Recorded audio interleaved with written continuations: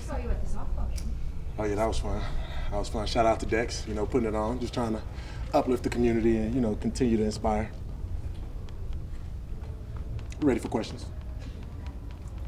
What does the addition of Burns, how does that affect you, and how can the two of you play off each other? Well, it's funny. Me and Burns go way back from me being in high school, him being in college, seeing him play, him hosting me, on my college visits. So I've always kind of compared myself to him as I continue my pass rush and, professional career. So being able to be with him, it was kind of like, that full circle moment. But yeah, just, the competitive spirit. We're chasing greatness every day. He knows a lot of things that he been in the league longer than I have. So he got a lot of game and a lot of gems that, is going to help my game. So, continue to get with him on and off the field and continue to grow. You guys have been spending quite a lot of time together already. What have you learned about him so far? He's a Florida boy. So, you talk about he a little bit of city, a little bit of country. I'm from West Coast. I'm from LA. So you talk about that mix of, the outdoors and the indoors, the big city and the wide open country. It's a good mix. We've been able to get together. I've been showing him some things. He's been showing me some things. Talking about culturally, music-wise, and things like that. So it's been a good, it's been a good time so far. Do you think on the field having someone who will command attention, you command attention, that attention is going to have to be balanced more so, and that will directly help you? It's funny. I haven't even really thought about the other team, right, and what they're going to do. But if you just talk about our energy, if you're out there today, you felt it's going to be a grind, every day, whether we're in pads, we're not in pads, and we're going to be laser focused, So you talk about what we're bringing to each other and bringing to the team is just that, that upbeat tempo, that competitive spirit, and just continuing the battle, regardless of who's on the other side. We're gonna try to have a party at the quarterback. Where are you mentally coming into your third season, as opposed to where you were the first? It's now or never. You think when you're a rookie that you got this long career, right? But when you look at a guy like, I take Aaron Donald, he just retired. He went 10 Pro Bowls. I'm already 2 years down, haven't been to one. Not saying that Pro Bowl is my end-all be-all, but just talking about understanding that, every day is the last day. Right, so you talk about trying to maximize all the time that I have and all of the ability that I have, today. What in particular do you think are the next steps for you this year as you look at your game? Like, I need to get better at this, to take that next step, to be that level. We talked about it.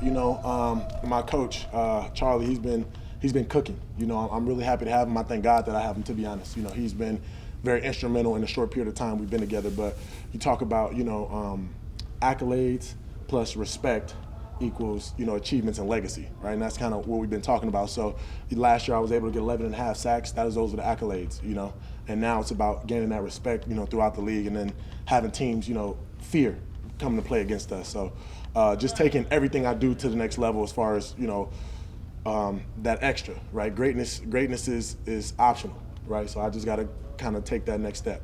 This defense is different, though, schematically. In what ways do you think that can benefit you?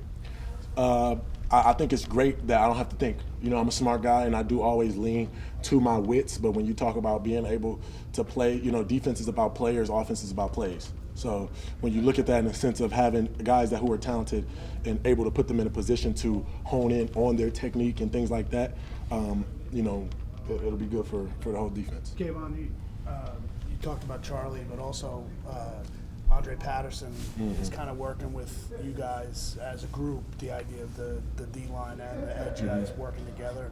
You've obviously been here with Dre, but now that you're actually getting some of his coaching, what's that like, and what does that do for your group to work with those guys? Dre is a legend. He's like the Mr. Miyagi. He's like the Yoda. He's the guy who knows how it all works, and then Charlie comes in, and he's the guy who's really putting in the footwork. He's he's the energy. So when you talk about the scheme and things like that, they've been working hand in hand.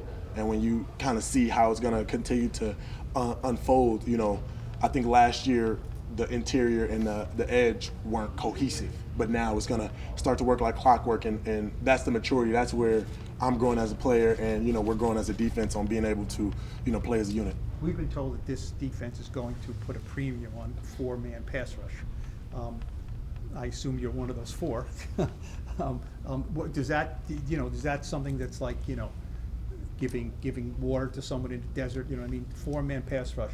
Asking you guys have to do it. I think we get paid a lot of money, and we want to be the greatest. It's New York. You know, you want to see your great players play. So, you know, bringing Burns in, having Dex is a Hall of Famer, Birds is a Hall of Famer. Hopefully one day I'll be able to get up, you know, and put that work in. But you talk about, you know, being able to display your traits. You know, we're all here to see great players play great. And I think that's what we're going to be able to show, you know, in this defense. Tips in the interior and I the saw you edge. some of the Knicks games. Mhm. When you see that excitement, you see how New York could be.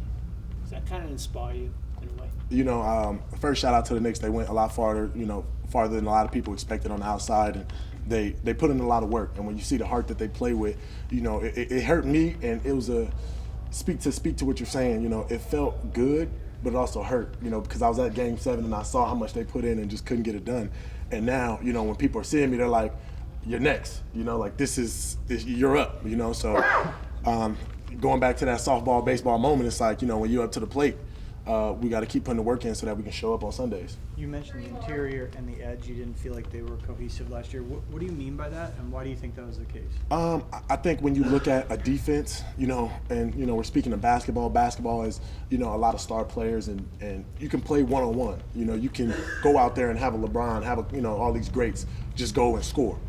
But now with football, it's, you know, you're not as good unless you have all 11 players. So now when you look at the front, right? If one side isn't, you know, setting edge and the other side is, it doesn't matter, right? If the back end isn't covering the wide receivers, there's no chance for a sack, right? If the front end is not pressuring the quarterback, there's no chance for a pick, right? So when you just think about how things work together, we have to understand that, you know, Dex is a guy who, you know, he's going to demand a lot. You talk about demanding attention, and I have to learn how to play off of him with Nacho, with Burns, with, you know, all the guys coming up. Just continuing to know your personnel.